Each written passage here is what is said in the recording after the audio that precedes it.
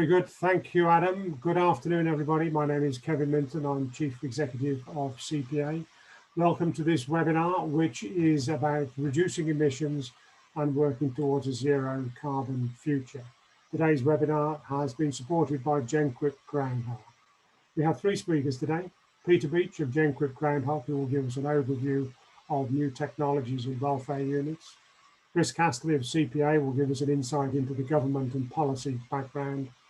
And Chris Matthew of Flannery Plant Hire will talk us through the experiences of a major hire company. And he'll also tell us about some of the work done by the Supply Chain Sustainability School. But first, some admin issues. If you can keep your mics muted throughout the presentations, please, that will be very helpful. We will have a time set aside for questions and answers towards the end of the presentations. But if you need to get clarification during the presentation, please either use the chat function or raise the Zoom hand, and I or my colleagues will be able to see that and we'll come to you then. The webinar is scheduled to last for 1 hour, and we will be recording the webinar. Both the recording and the presentations will be made available to all delegates and to the wider world after the event, and we'll let people know when that has happened, when they're available for download, and where you can go to find them. The webinar will be conducted in compliance with the requirements of the Competition Act. That means that any issues which are forbidden by the Act, such as market fixing or price fixing, will not be discussed or raised. So this webinar today is the third in a series of webinars which we're organising through the winter and spring. These webinars or seminars give us great opportunity to be able to spread information and knowledge amongst our members in the wider plant hire community about issues which we see as developing issues. There is still a lot of knowledge to be shared and learned. But they also give us at CPA an opportunity to hear what problems and challenges are facing you, either as members or as the wider construction plant sector. And that gives us an insight into what solutions we might be able to develop on a collective basis. If we're able to develop collective solutions, that means that we can deliver them to individual employers in a far more efficient way than individual employers each developing their own solutions. So moving to the subject of today's webinar, which is about zero carbon, there's no doubt that the world as a whole is moving towards low emissions and a zero carbon future. And we see this trend in the UK with a number of initiatives from government and from industry. So the question for us is not so much will this happen, but when will this happen? And what does it mean for us in construction and in the plant hire industry? How can we help make it happen in a way that is good for us as well as good for the world? Our speakers today will help us understand that. First speaker is Peter Beach. Peter is Sales and Marketing Manager at Genquip Groundhog and has had a big role and been instrumental in the development of groundhog welfare units. So if you're good to go, Peter, I shall hand over to you. Thank you.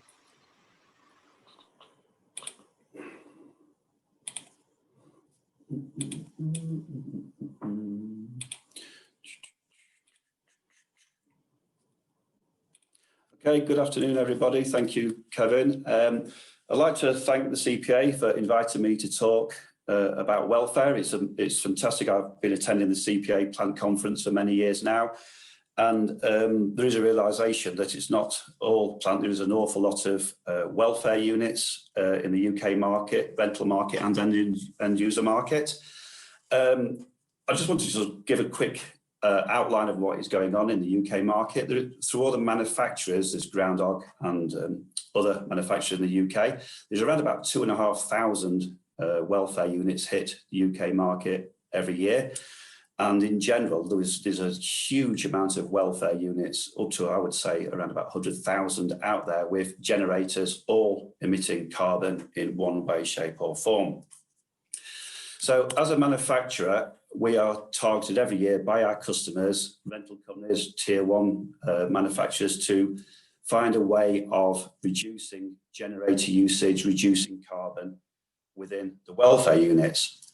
One thing that we are challenged with is that, yes, they have to be green, but they also have to be affordable and they have to be usable. So there's a really big balancing act for all manufacturers of welfare to hit a good rental rate whilst delivering green credentials.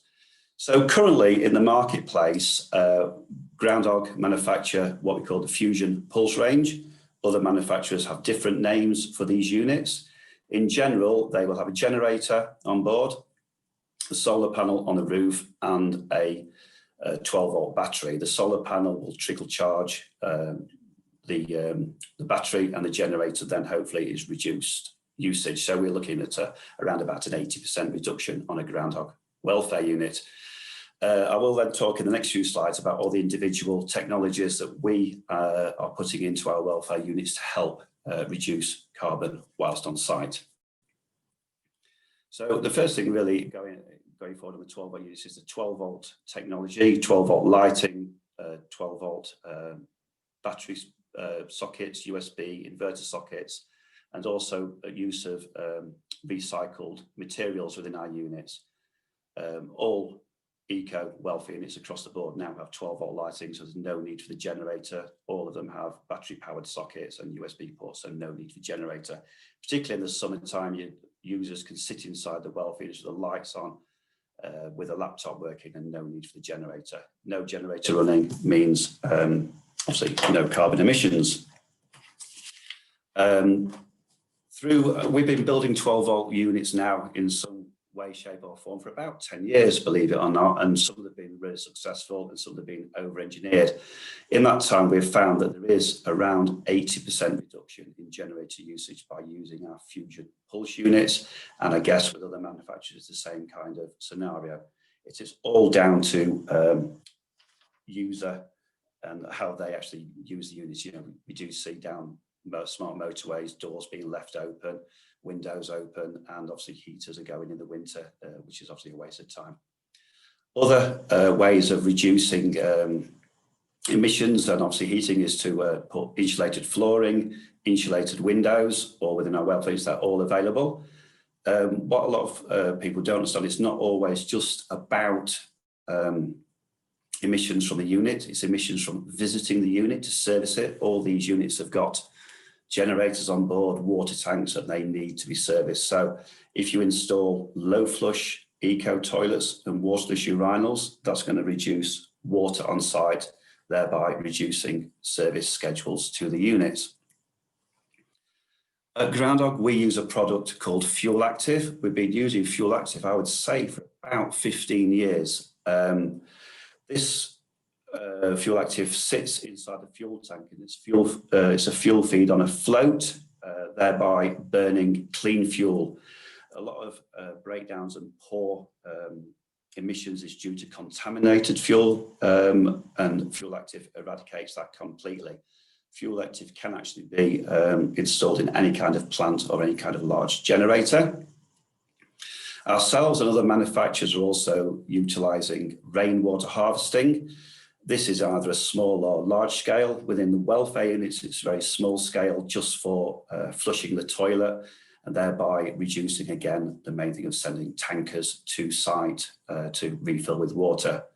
Inside our solar hybrid toilets, we're installing large 1,000 litre waste tanks, again combined with eco-flush toilets, waterless urinals.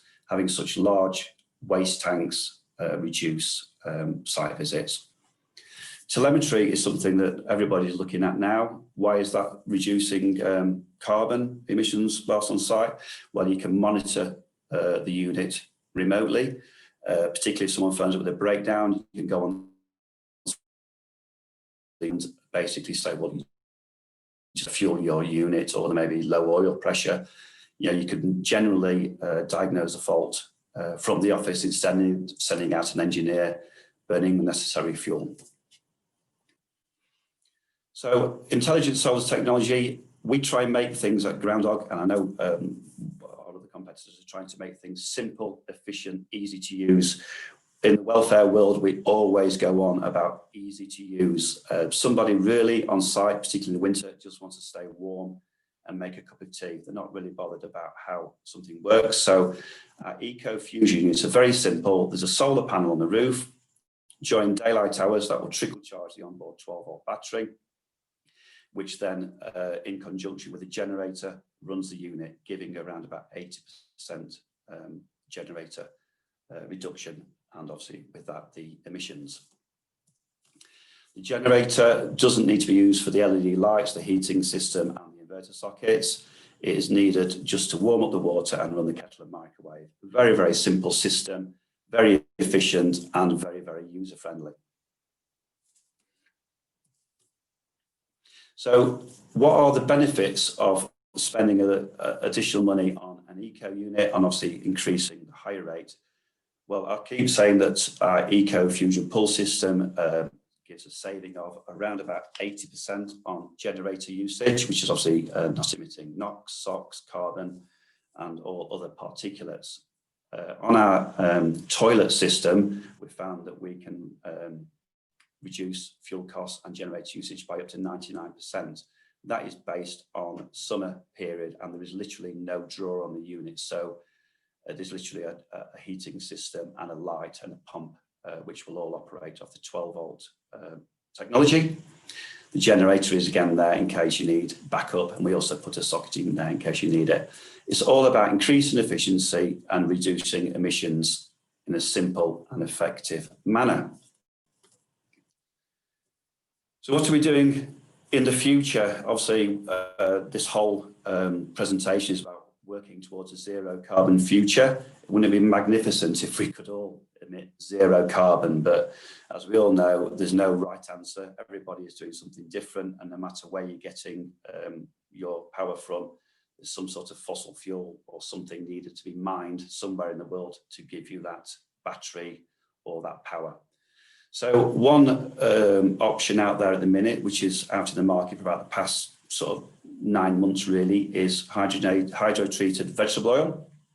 All groundhog welfare units are compatible with HVO. So what is HVO? HVO can help reduce emissions by up to 90%.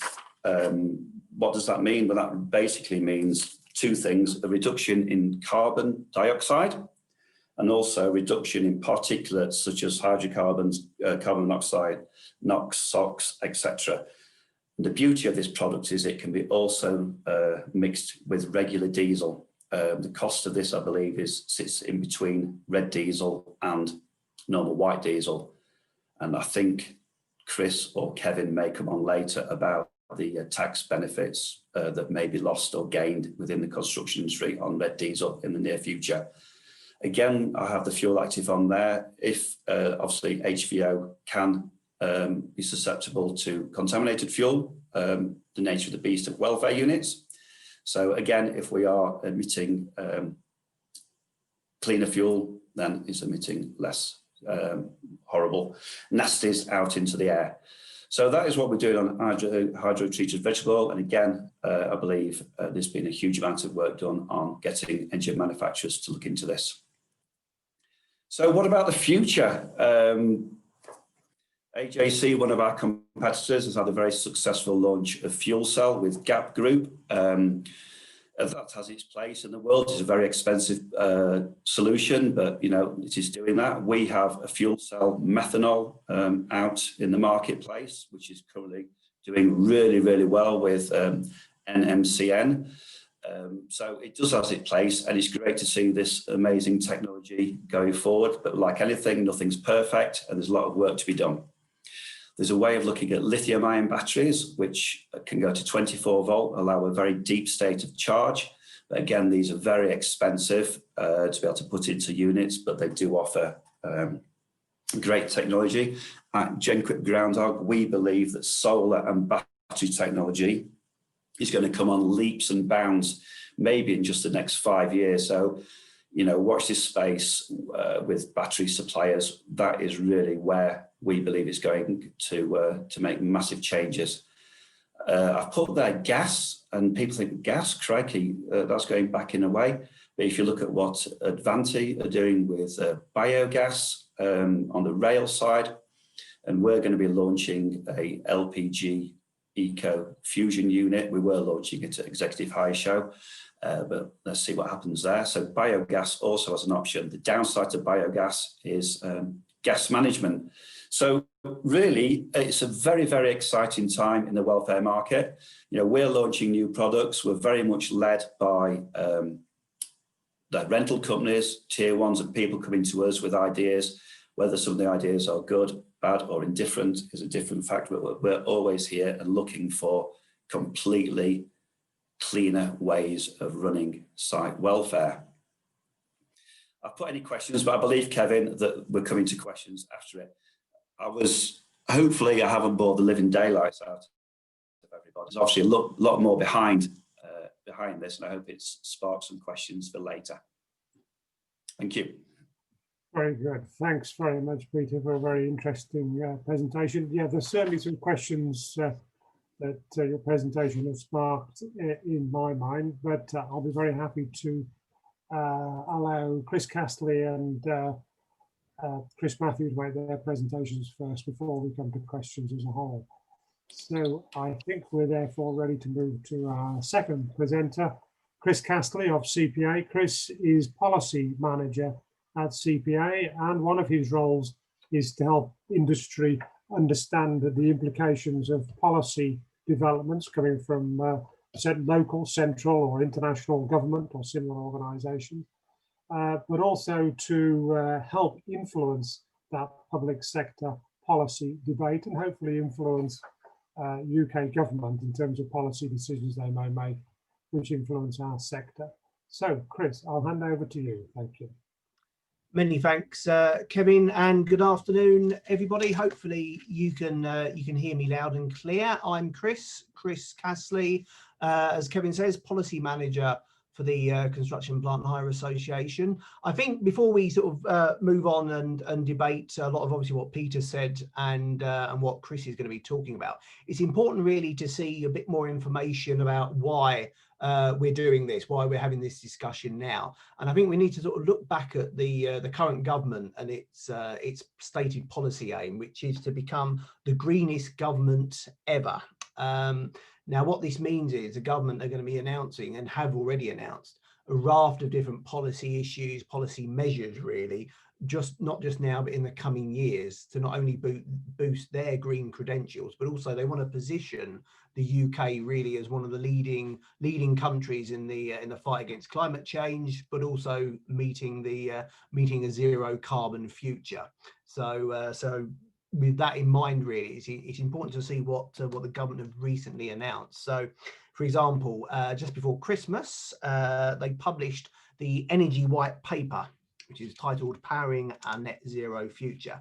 Now, this got quite a lot of attention at the time, because really it was the first time that they talked about banning the sale of new petrol and diesel cars and vans by 2030. Originally, I think the target was about 2040, but they brought it forward by 10 years to really sort of give an indication, a very early sign of what their plans were in that area.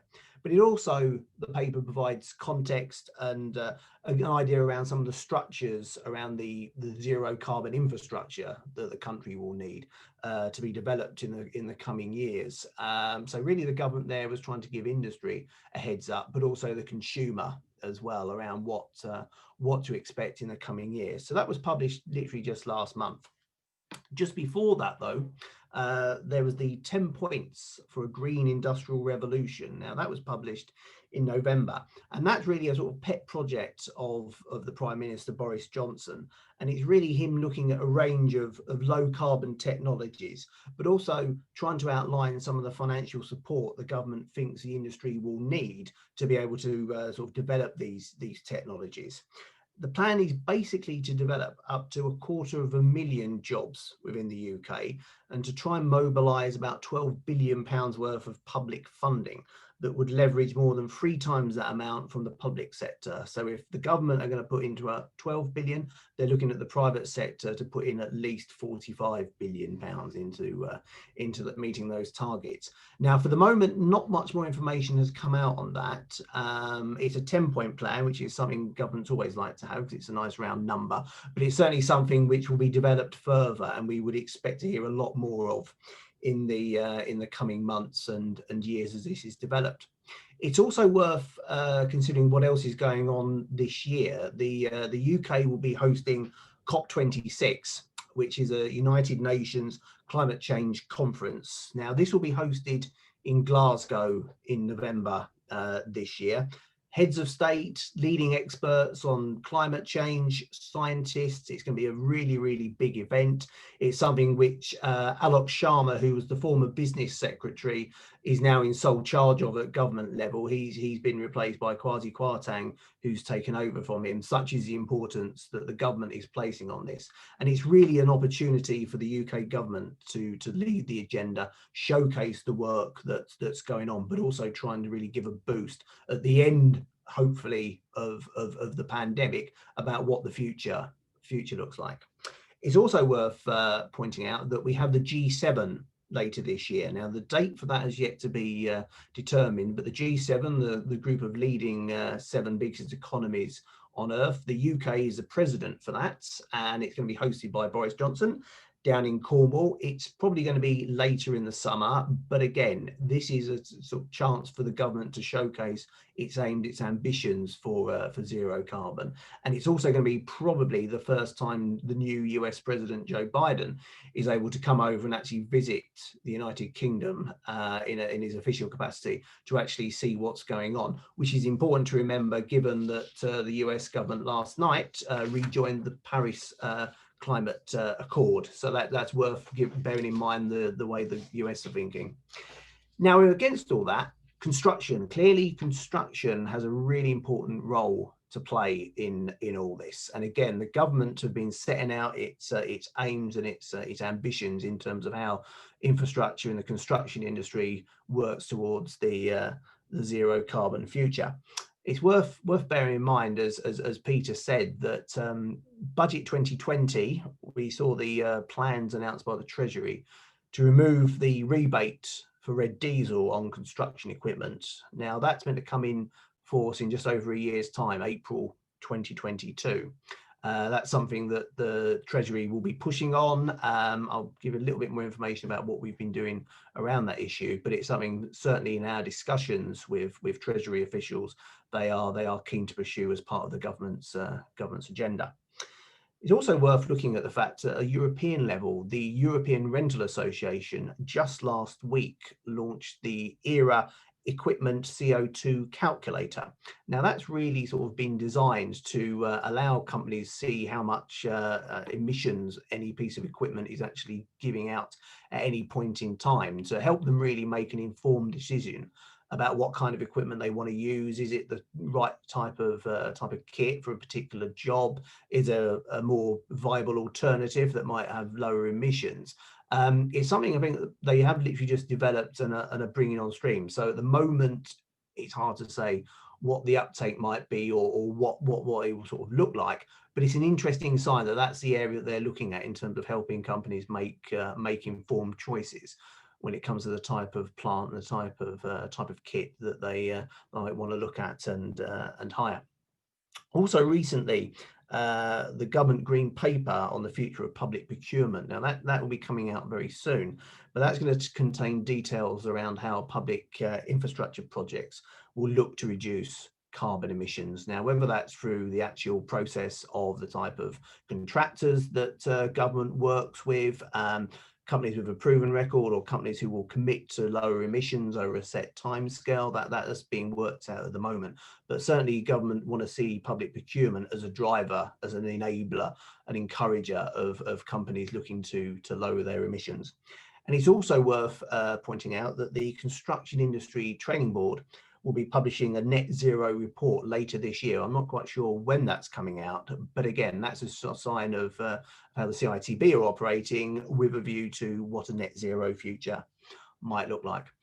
It's one thing, I think, sort of showcasing and saying that that there are various carrots and various sticks that government are trying to sort of push and pull towards the industry.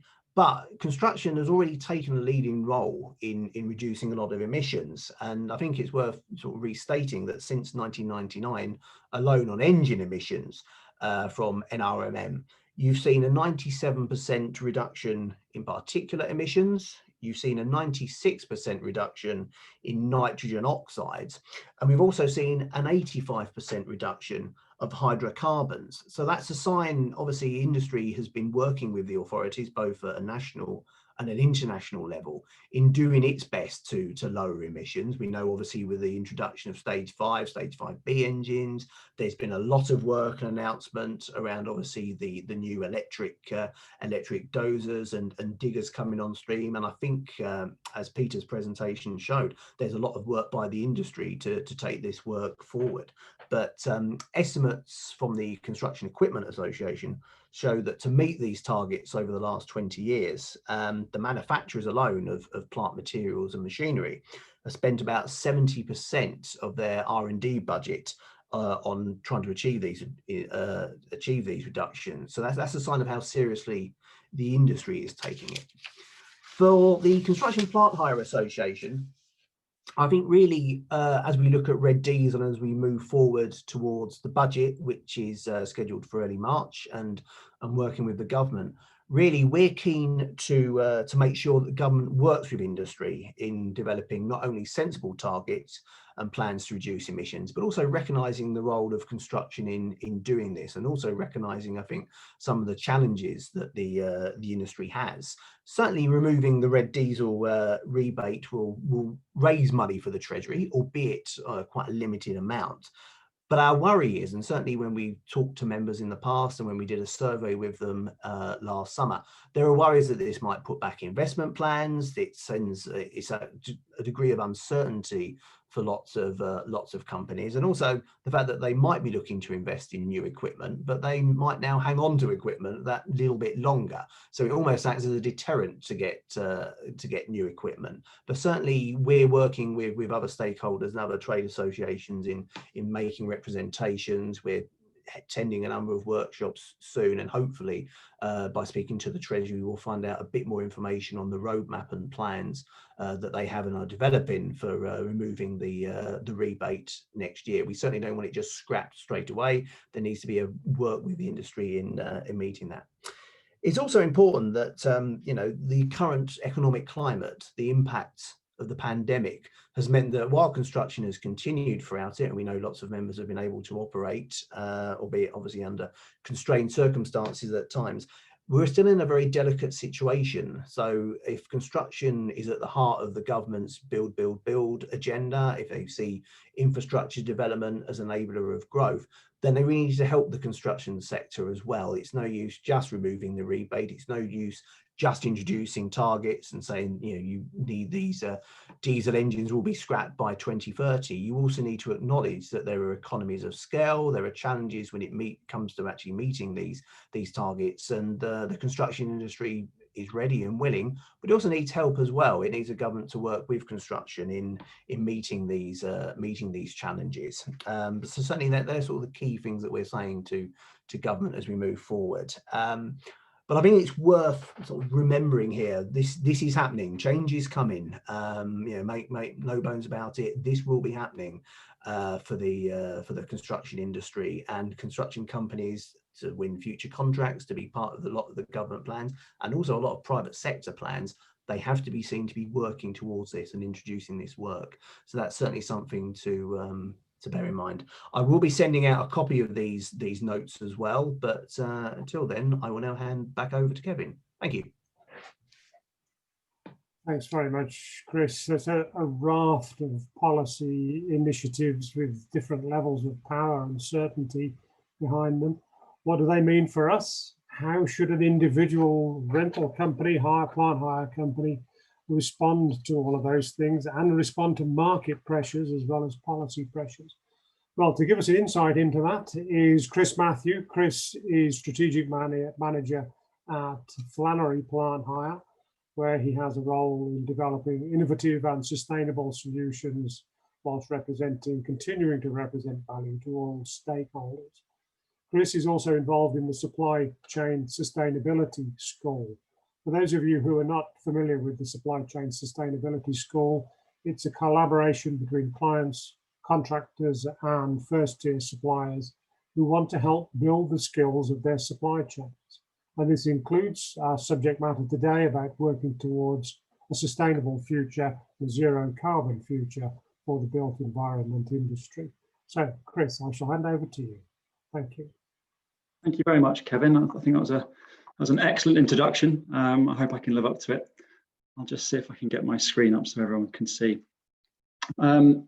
So I think my presentation follows in quite nicely from what Chris has just explained to everybody. I think it's a good frame so you understand a bit of the legislation around some of the challenges that we face. And then some of my explanations now will help you understand, as Kevin's introduced, how a company such as ourselves can help both the hire industry, the OEMs, the original manufacturing, and also some of our clients get a bit of a handle on what to do. So I thought I'd throw up an initial statement just to frame some of the things that I'm going to talk about.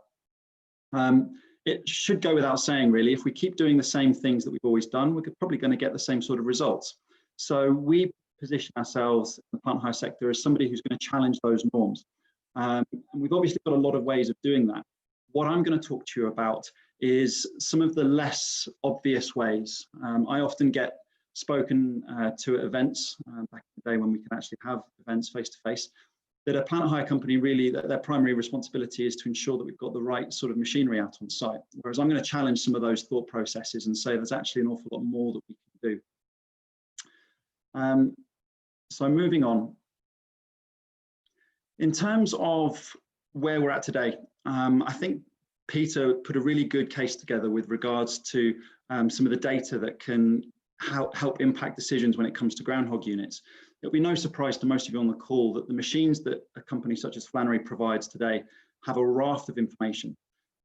Again, it shouldn't be a shock that we've had this information for a really long time. I just don't think that we as an industry have fully grasped the concept of how we actually put that to good use. There are probably in the region of 100 to 150 parameters that an individual machine can measure at this point. Now, not to put any of you off this call, I really don't think the vast majority of those are relevant for day-to-day use, but there's a few aspects there that we can really start beginning to do a deep dive on, pull together across our fleets that we run, and begin to make some educated decisions. We're beginning to get to a point now where we can actually make some really sophisticated production management decisions on site, which is driving those efficiencies. You're going to hear things like measuring idle time, measuring the engine usage, so you can get an actual utilization figure for the machines you've got. We can begin to look really accurately at fuel to see how much fuel we're burning. We can begin to look at some key error codes that might be impacting the way we're using the machines. We might be overusing them, we might be underusing them. So you can, again, begin to make sure you're selecting the right machine for the right job. This goes back to my first slide where I said challenging the norms. The number of conversations I have with established plant managers that say they're just going to hire the same machine that they did last time because it works just fine for them. When the reality is, if they're looking at the purpose that they're using the machine for, there might be a better selection. The OEMs need to get better at communicating through us to the clients in terms of some of the innovations that they've got that might produce a better machine, might offer the client a better machine to do that purpose. Skipping swiftly on, this is one of my big bugbears. Again, we go back to some of the technology that we can onboard with the plant, but everyone forgets how we travel around site. How does the machine even get there in the first place?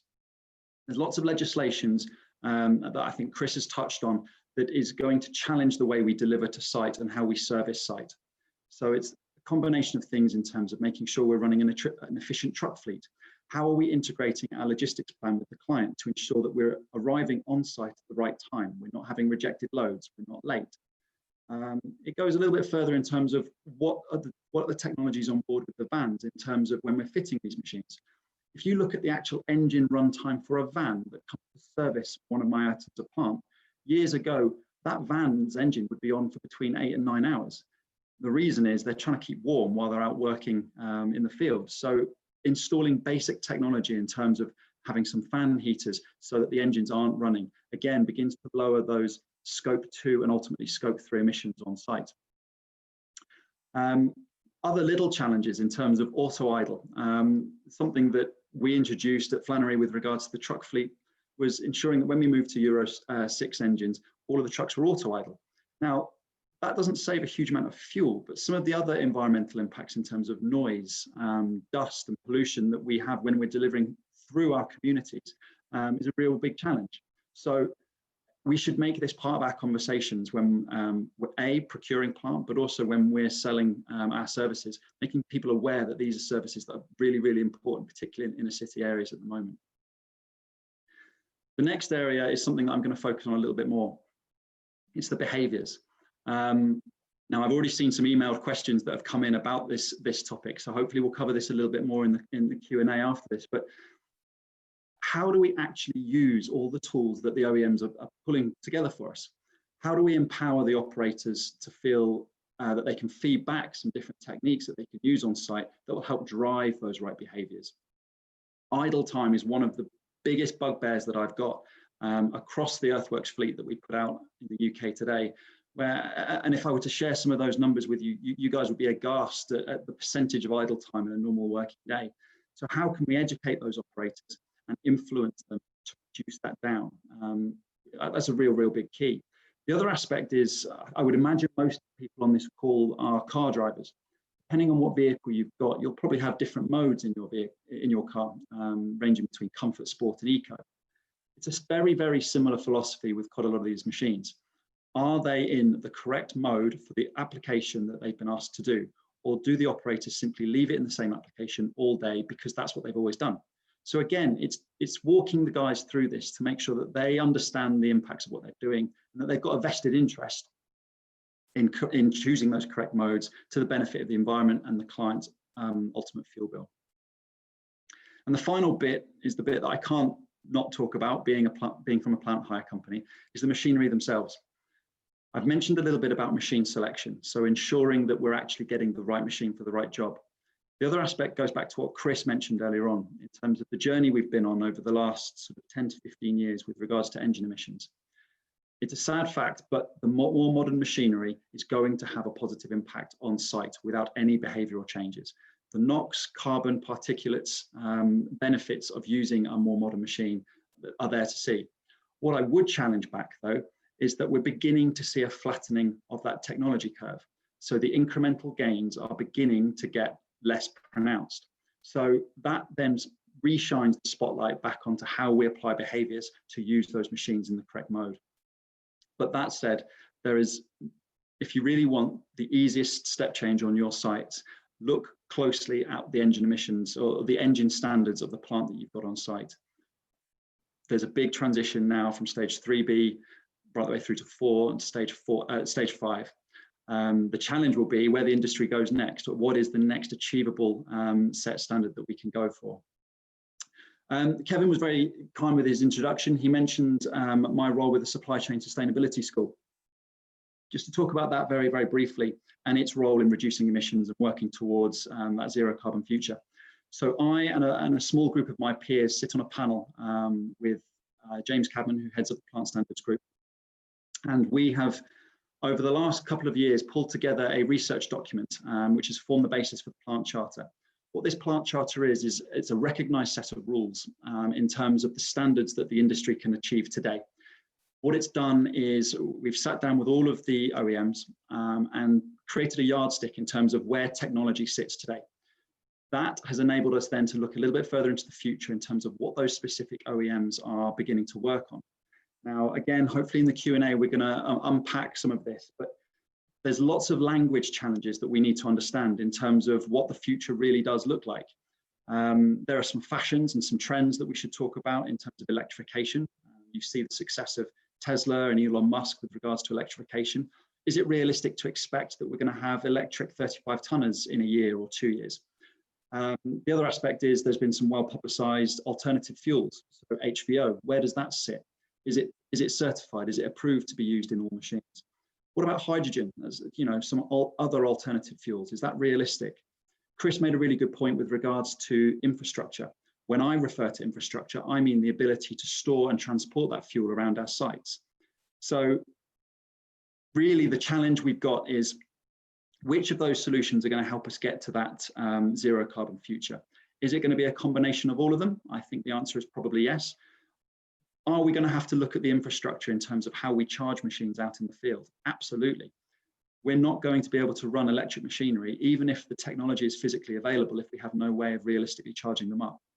So going back to the plant charter, what that document is there designed to do is to try and consolidate a lot of those ideas and give some guidance to clients in terms of what the today and the near future is likely to represent. There should be a new publication. We've just worked on a fresh set of interviews. Christmas just passed, so there'll be a fresh publication that will come out in the coming weeks, which again will offer some of that guidance. But what you'll find is it will hark back to that behavioural piece.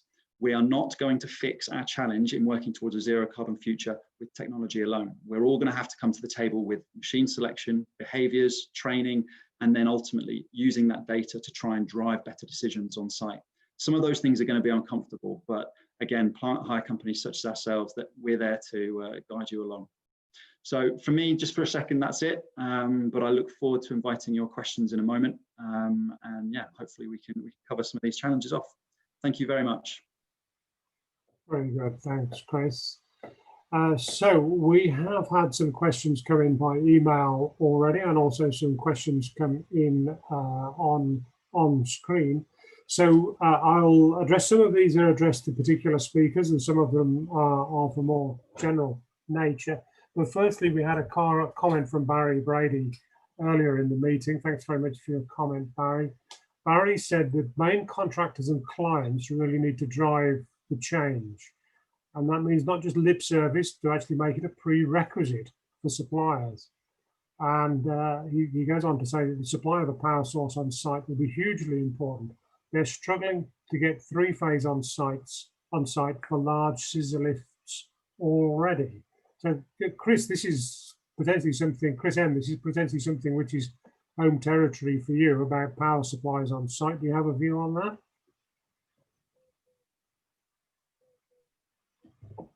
Sorry, Kevin, was that me, Chris? Yes, sorry. I will call you Chris M and Chris C. Chris C. Yeah, That's okay. I think it's a really good point. I really do. In terms of, who's driving that change on site, what is it, and what are the blockers?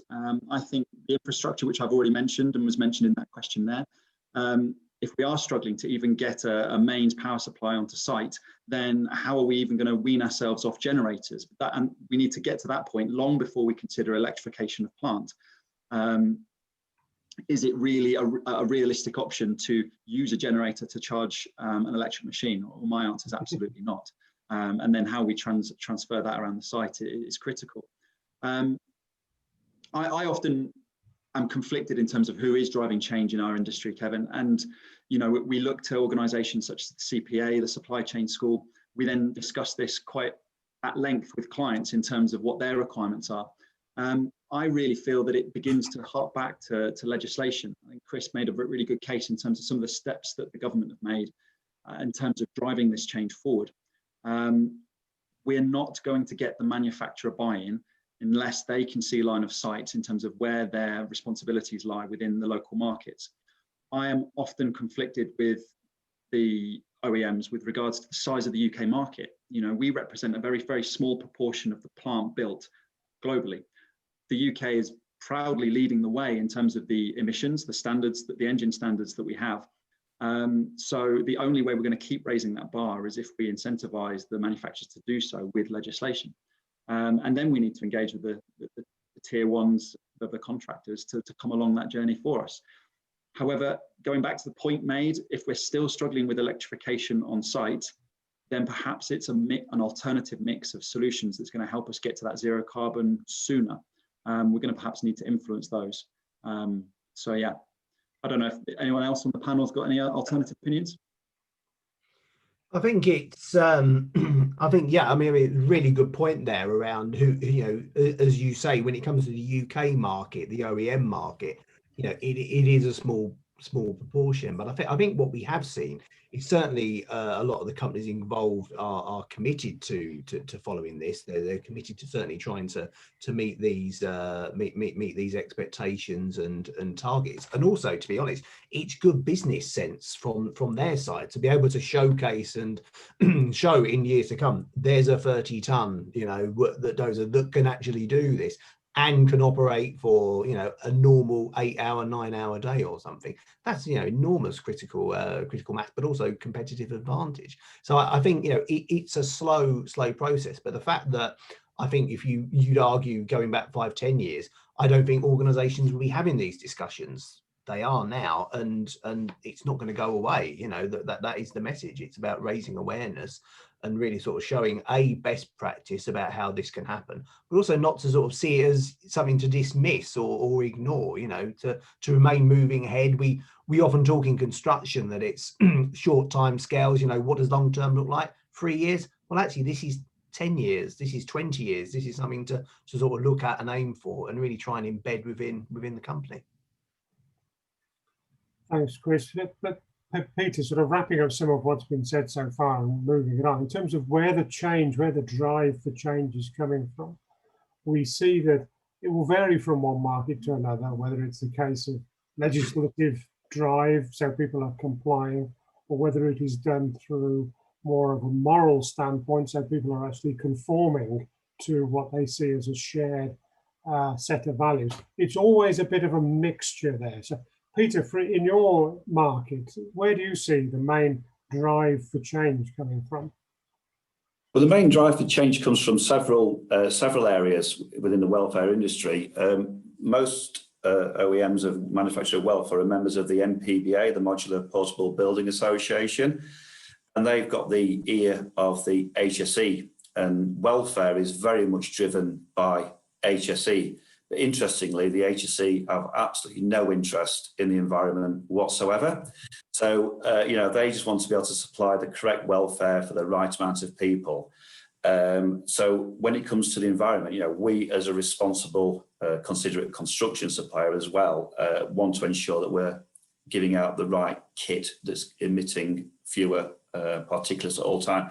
But this is obviously what Chris C and Chris Emma said. It's very much led by the tier ones and the major rental companies in the UK. You know, I try and get around the country as much as I can to see my major rental company clients, and there's nothing better than actually talking to people who speak to their own clients, getting the views. You know, and the view on the welfare unit is it has to be environmentally friendly, it has to be simple to use, and it has to be robust. And, you know, that is where we are. And to get away from a generator at the minute in the welfare industry is a real challenge. You know, the only other option at the minute, other than a generator, is hydrogen or methanol fuel cell. You know, where we are trying to drive behavioural change is around people running off the battery, you know, running the heater off the battery without the generator running. I think we all know that a well-serviced generator and a generator running at peak load, it is its most efficient. The worst thing you want is a generator running in the summer just to run a light.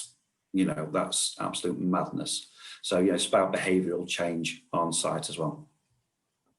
Thanks, Peter. So from my perspective, you know, in the end, whatever change comes about is almost entirely driven by the choice of individuals, whether they be individual policymakers or whether they be individual plant operators at the other end, right at the other end of the change scale.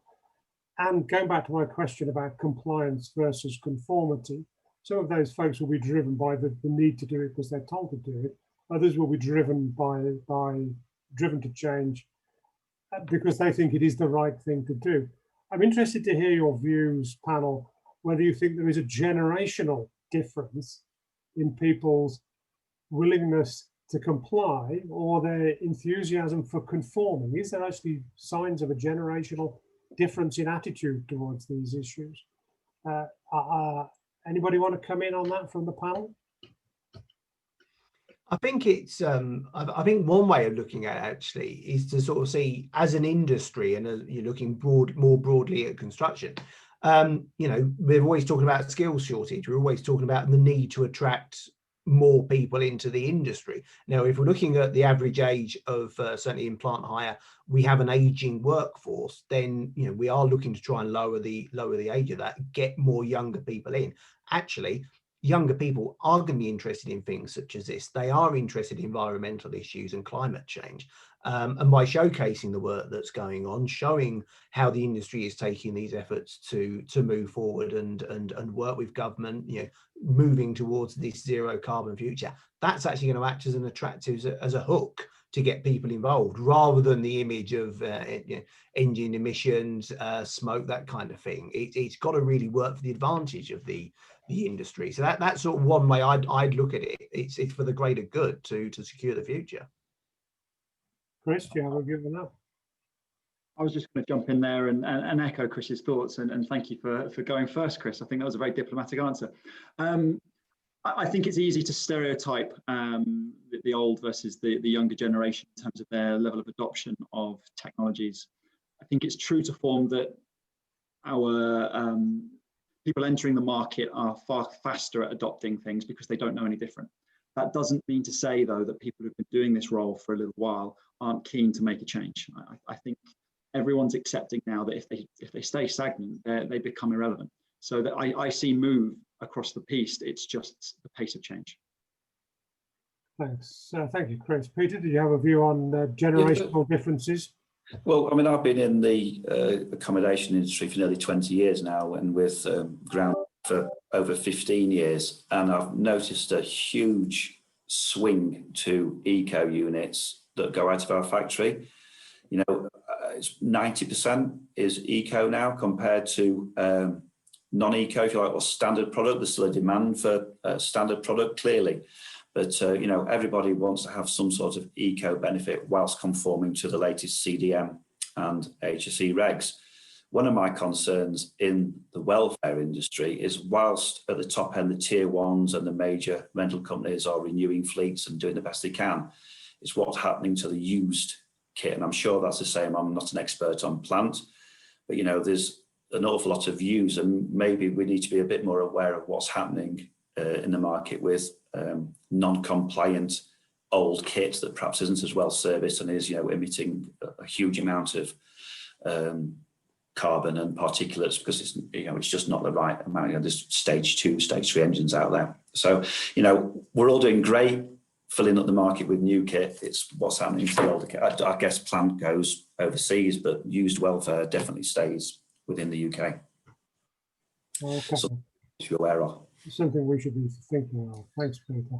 I'd like to move now, if I may, to the technology itself. So, Chris M., you spoke about the rate of incremental change which can be brought about through technology actually starting to slow down and starting to level out. Can one of our audience, Alan Guthrie, has asked, can you expand on that, please? Yeah, absolutely. I wanted to pick up on this question because it perhaps needs some clarity. So I'm specifically talking about the engine standards. If you look at the data from your traditional 3A engines, if not before, through to stage 5, the popular metric to measure was always CO2. Now, in fact, we've not made a significant improvement on CO2 emissions in the last couple of generations of engine machinery. We're beginning to make big inroads in terms of particulates and NOx, which is great, but even that curve is beginning to flatten off. What is important that I say, and I suggest that Alan is probably leveraging this angle, is the alternative fuels. So looking at electric drive machines. So, for example, Caterpillar with the D6XE, that's a really good proof of concept in terms of turning what is a traditional dozer into what is basically a generator powering electric drive tracks. That's fantastic. The challenge we've got to do is what happens next. We still need to achieve a certain power output. Hybrid machinery is one of these terminology challenges that we've got to be clear on in terms of what it's actually doing. Hybrid in a car seems straightforward. There's a battery on board and you store unused power. With an excavator, it could be, depending on the manufacturer, different things. We could be storing energy from the slew motor. Again, we could be using some form of electric drive, etc. That technology is still improving, and I'm pleased to see that going in the right direction. However, I would still suggest to you, looking at my data, which is quite vast across the UK, that the level of fuel saving as a result of all these technologies are beginning to hit that top of the bell curve. Therefore, the next sort of level of technology we really need to focus on, over and above the data that I've focused on during my presentation, is looking at things like machine control, GPS. What techniques can we embed on our sites that mean we use the machines less? So, for example, using machine control to do a single pass as opposed to a traditional operator that might make one pass and a second one just to make sure it's perfect. You know, we can embed these techniques into our daily site routines, and that will deliver a big change. So technology is changing, and our focus points with technology is changing. Hope that answers your question. Thanks, Chris. So, Peter, picking up on what Chris has taken us up to answer that question so far, can you tell us again about HVO and what role you think HVO might have in the future? Well, I've been looking into HVO quite over the past, since probably September, October last year, because I think a lot of people had a confusion that it was just another biodiesel, and it's obviously couldn't be any further from the truth. It is there's no fame and there's no palm oil in this product. There is a difficulty getting engine manufacturers to warrant the product, and there's obviously a lot of issues why. You know, maybe the UK market is, again, being early adopters of this kind of thing. Do people make an awful lot of money selling diesel? Do they make a lot of money out of warranty? As far as we can see at the minute, it's a product that can reduce emissions, whether it's carbon or whether it's particulate based. Time will tell. You know, we have told all our customers, as I believe a lot of other welfare manufacturers have, that we will warrant our engines for HVO. It's a clean fuel. It can be mixed with red diesel. So as far as I can see at the minute, there is no downside to this product. Time will tell, and people start using and giving us feedback. That's the way forward. I guess the downside is the minute before these government grants or whatever come into place, it is more expensive than red diesel, you know, I think quite considerably. And I think it's probably on bulk deliveries only at the moment. I guess it's time for the tier ones and the large rental companies to push the agenda with the engine manufacturers. You know, again, I'm not an engine manufacturer expert, but why would Yamnar, these sorts of people? We use Kubota and Kohler. You know, is that the UK market a large market for them? Probably not. But you know, if it, as far as I can see, we warrant it, and we think it's a great fuel at the time. It's better than diesel, that is for sure. Whether it's better than gas, who knows? But it's easy to manage. So I can report back at the next sustainability school meeting. I'm sure it'll be part of the agenda. Is it working well? I do know, having spoken to extensively Crown Oils, who were one of the major distributors of the product, I believe a lot of the truck manufacturers, Volvo, DAF, these kind of people, have all their brand new trucks leaving the factory with HVO in them. You know, groundhog stuff, you know, having all out. Sorry, Peter, I thought you finished. Carry on. Is that right, Chris? I mean, you're a huge truck user. Well, I was just going to add a little bit of weight to your argument, Peter. So the Supply Chain School, as part of its research pre-Christmas, interviewed all engine manufacturers, all OEMs, and is trying to create, as part of its work, a little bit more guidance for everybody, particularly people on this call. There is some confusion with regards to which stage of engine from which manufacturer is certified to use HVO. We want to get ourselves to a position where in the UK it's clear that all engines are certified. The reality is, and Peter suggested that we should, the primary hire companies are beginning to take a view of it themselves. So I know that, and I don't work for them, but I know that GAP, for example, have made the position very, very clear amongst their customers that they are going to certify the use of HVO. Flannery has done much the same. And I'm sure there are many other hire companies out there as well. In terms of trucks, yes, I mean, we already run a couple of our trucks on pure HVO. It's part of a trial at the moment, and some of our partners are also doing the same with their trucks. Now, the reality is, as Peter said, it still has a cost negative challenge with us. You know, it's more expensive, simple as. but it does have environmental benefits, and depending on its use, environmental factors as well, it actually has a benefit in terms of fuel consumption. But you know, you're going to need to do your own trials to make sure you're happy with that data. But just to give you all some sort of context, that I wanted to make sure that you were aware that we are doing a lot of work as at the supply chain school in terms of consolidating who certifies what type of fuel, so that you can have a clear answer, because at the moment it's confusing. Very good, thanks, thanks, Chris. I'm conscious of the fact that we have got less than 1 minute left, and I don't want to keep our panelists any longer than they had agreed to.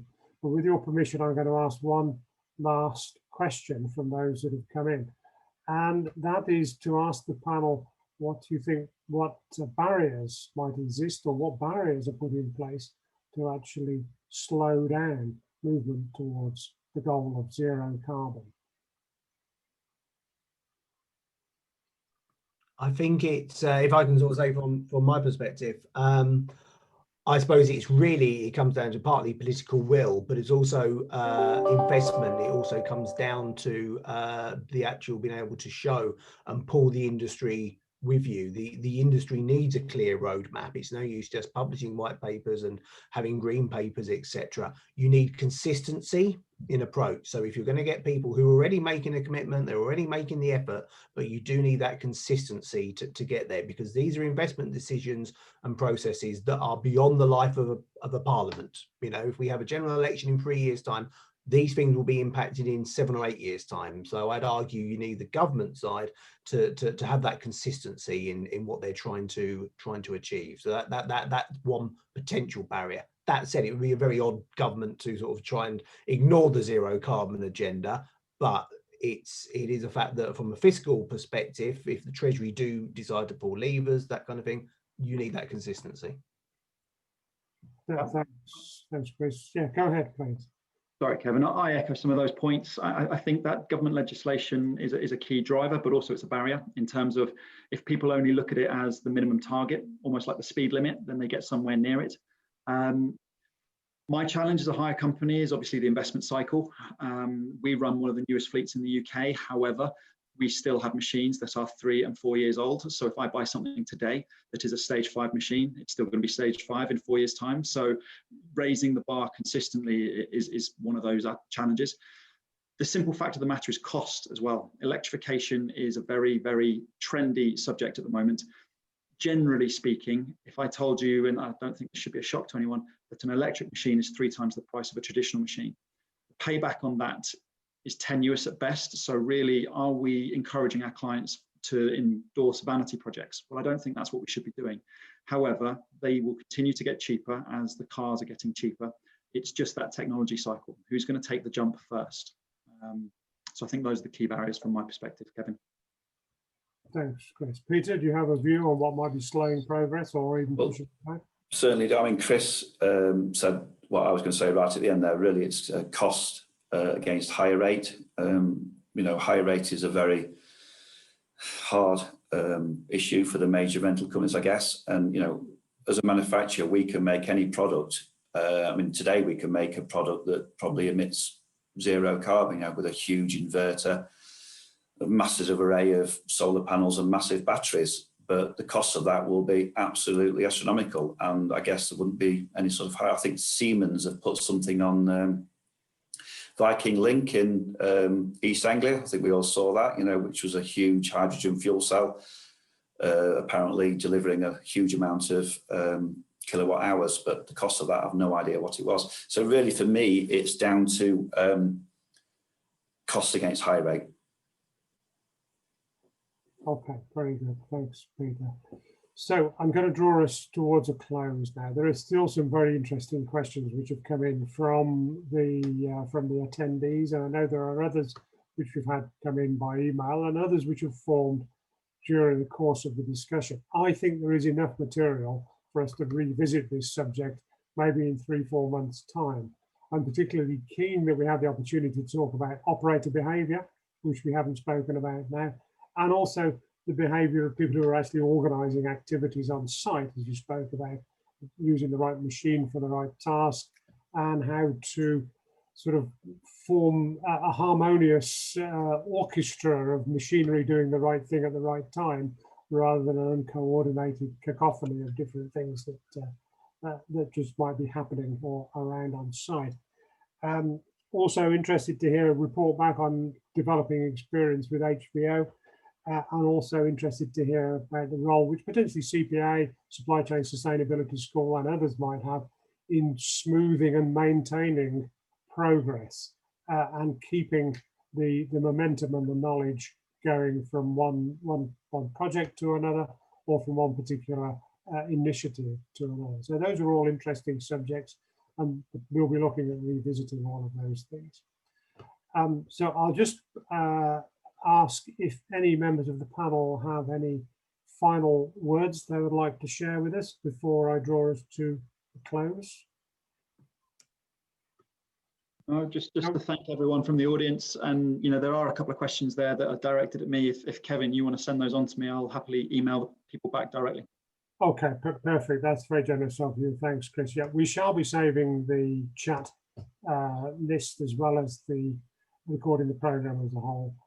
So we will refer to those and either go back to the people who've asked the questions directly or store them up ready for next time. So drawing to a close then, thank you again to our speakers, Peter Beach of Gent Group Groundhog, Chris Castley of CPA, and Chris Matthew of Flannery Plant Hire. Thank you also to Gent Group Groundhog for supporting the webinar. Thank you to everybody who has attended. Thank you to those people who have asked questions. I'm sorry, Barry, Stephen, David, Paul, we haven't been able to address all of your questions, but we will save them and come back to them later on.